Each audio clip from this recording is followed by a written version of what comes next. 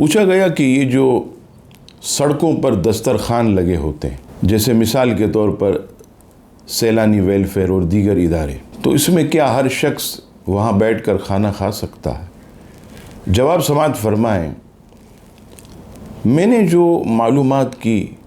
تو اس کے مطابق سیلانی ویلفیئر کے دسترخوان جہاں جہاں لگے ہیں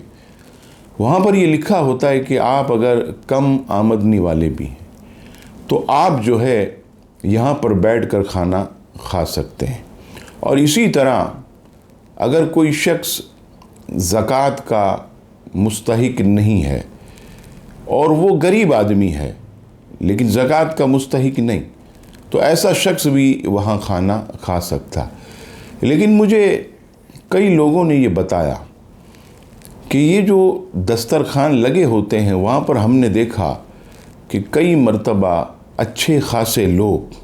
اچھے گھرانے کے بھی کھانا کھا رہے ہوتے ہیں، ایسے لوگ بھی جو گاڑیوں سے اترتے ہیں، کاروں سے، وہ بھی بیٹھ کر کھانا کھا رہے ہوتے ہیں۔ تو کیا ایسے لوگوں کا وہاں بیٹھ کر کھانا درست ہے؟ تو اس میں ایک بات آپ یاد رکھیے کہ یہ جو دسترخوان انہوں نے بچھایا یہ مستحقین غریبوں کے لیے، کم آمدنی والوں کے لیے انہوں نے یہ دسترخوان بچھایا، لہٰذا جن کو اللہ تبارک و تعالیٰ نے نوازا ہے اور ایسے لوگ ہیں کہ وہ باہر سے لے کر کھا بھی سکتے ہیں، انہیں کوئی تکلیف نہیں، تو پھر ایسے لوگ ان دسترخوان پر نہ کھائیں بلکہ غریبوں کا حق انہی کے لیے چھوڑ دیں۔ غریب آدمی کے لیے ہوتا ہے، ناداروں کے لیے ہوتا ہے، مستحقین کے لیے ہوتا ہے، تو ایسے لوگ جو ہے وہاں پر بیٹھ کر کھانا کھائیں۔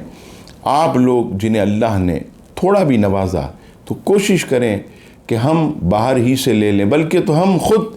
اپنے پیسے سے ان اداروں کی مدد کریں کہ بھئی آپ بھی